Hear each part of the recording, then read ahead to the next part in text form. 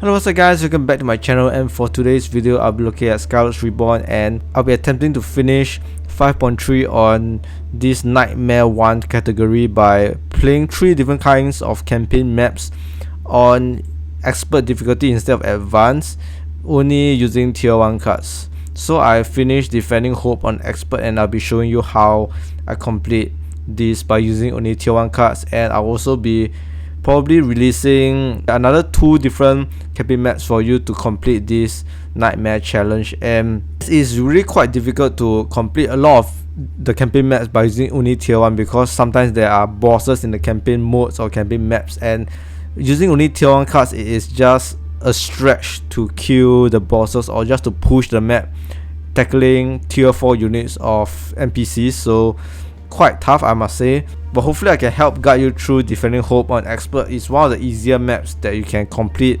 challenges for. This is my deck and I would recommend you switching out some cards. Like I never used Shaman. Shaman can be replaced with like Defense Tower for Frost. I think you need a little bit more tier 1 towers because towers will always get destroyed in this map because of stronger Twilight units that keep breaking through the wall. So without further ado, let's start this run and I'll show you how I complete this. So first I'll just summon 2 Windweavers to just repel the Twilight units, and while repelling it, make sure to get your powers up. So in the beginning it's quite easy, just get your powers up and just repel the Twilight units, nothing special. So I just quickly fast forward it and then bring your walls up on all 4 of your wall and get your monument up as well. So I will have Frost first to build up some basic foundational defenses because Frost tier 1 has the best towers and defense. So of course we need Construction Hut to save power so they can build more towers. Construction Hut on both sides, and then once Construction Hut is up, start building up towers. And I recommend you building defense towers because they are cheaper than Northern Keep. At first I wanted to have Northern Keep because it's able to entrench units to deal 20% more damage, but in the end I didn't summon a lot of archers. So if you want to use this entrench ability, I would recommend you including more archers in your deck, like Master Archers or even Sun Striders, because they'll be quite useful combined with Glaciation, which also deals 50% more damage for the Red Affinity ones.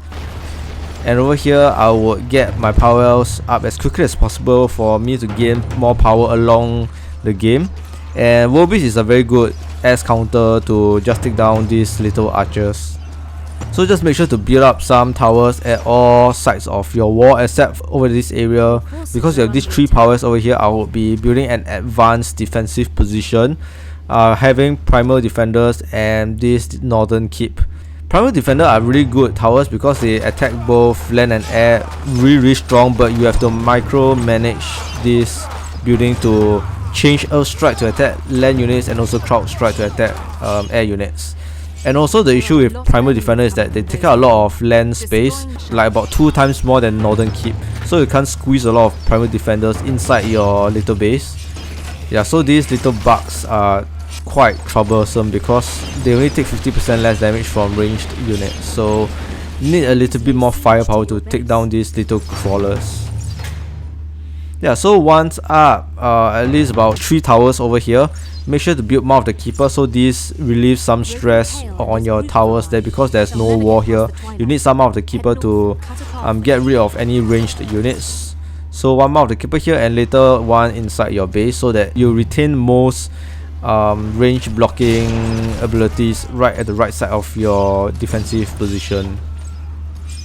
The only problem later will be the Twilight Dancers, which has a very long range and can take down your mouth of the keeper, so you have to be wary of that. Alright, so now I'll be luring these enemies because we have to free Rogan later, so we have to take down these 2 Death Gliders and this Twilight Abomination. And this Warden Sigil helps in tanking damage for the towers because we can't really do a lot of damage because our towers all are tier 1 and tier 1 towers doesn't really deal as much damage as we hope. So that's the only way we can avoid it. And when we got the Fire Monument, we are able to summon tier 1 fire cards, and one of the very good spell cards that we have for fire are Mine and Eruption. They are very versatile and very good in helping us deal some instant damage that we need to take down some large units. So let me just fast forward, and I'll have to use some Eruption because Tier 1 towers just doesn't have the enough firepower to take down this Tier 4 Twilight Abomination. Yep, so once that is down, make sure to build more towers to defend your base. Especially the south here is really lacking in defenses. So make sure you just flood tower. That's why I would recommend you having more towers in your deck. I didn't have enough towers, so that is the problem. And I also have Mortar Tower, and these are really good defensive structures that deal one of the most, or probably the highest tower damage in tier 1 in the game for tier 1 cards. The only problem is that it needs ground presence and it has to be further than 25 meters away from the Mortar Tower. That's why I have to build it right in the middle of the camp.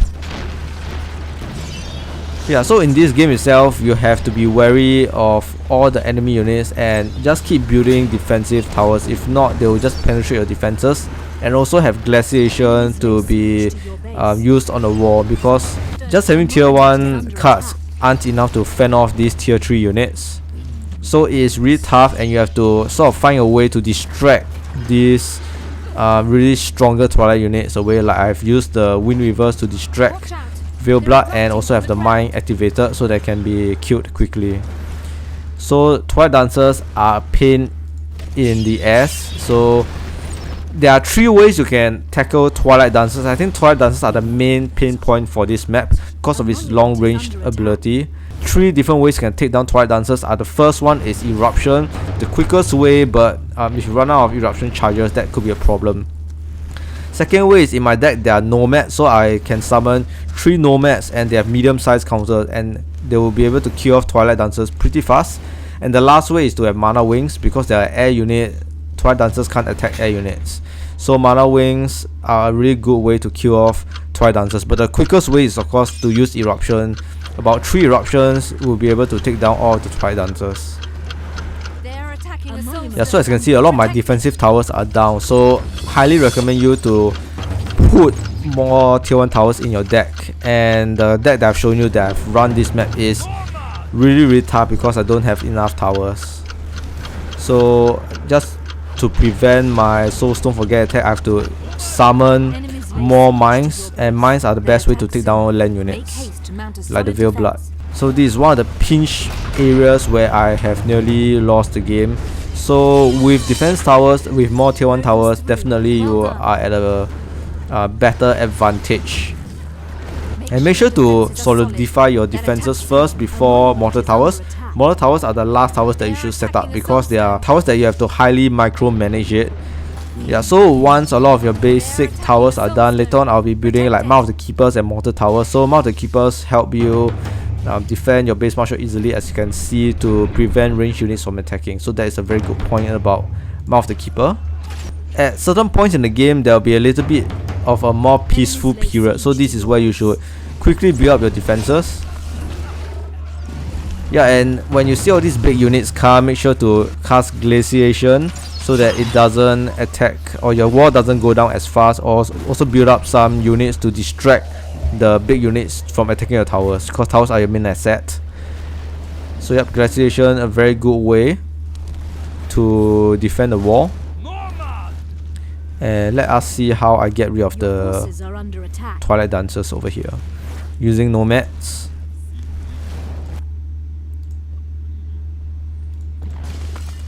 So the issue with the bottom here is that there's not enough space for Mouth of the Keeper, so just take note at this southwest side of your base for any air units. So Nomad easily destroying the Twilight Dancers there. And as you can see, these are the Twilight Dancers that are very troublesome, but when you receive some notification that your Mouth of the Keeper is getting attacked, you can cast a mine, because the Twilight Dancers have to move forward to attack your towers there. So with mine, summon, and Mouth of the Keeper destroyed, they will move forward and die, and then rebuild your Mouth of the Keeper again. So this map is very tough because there's a lot of multitasking required, and a lot of making sure that all your towers are in the correct configuration for your Primal Defender and also Glaciation, a lot of micromanagement for this map. So that is the really tough part for this map, I would say. So in order to ease this difficulty, make sure to have a lot of tier 1 defense towers or Northern Keep instead of more of these Primal Defender, because you have to, as you can see, I've not micromanaged as well, and in order to make this map easier, make sure to have towers that passively attack both air and land units. Because you have Mortar Tower, Primal Defender, there's a lot of micromanagement going on, and it's really difficult to take note of where you should use your Mortar Tower, where you need to repair your towers, and where you need to rebuild your towers. Yep, so Blaster Cannon I recommend you building here because there's a lot of air units that is being trapped from the top and going down here, so Blaster Cannon is getting the job done there. Right, so let me just fast forward. Warden Sigil again is a very good way for you to buy some time to defend your towers. Warden Sigil again. So this is a little bit of a peace period now, and what I love about Mark the Keeper here is that these Twilight Tree Fiend are quite useless here. Twilight Horror, a very strong card, or the Twilight Dancers again, they are a very big problem. So what I do is that I lure the Twilight Dancers out by moving my Windweavers because they'll target units first, and once my Windweavers try to go a little bit behind the base, the Twilight Dancers will move forward and thus activating the mine. And now Mana Wings to take down Twilight Dancers, very effective.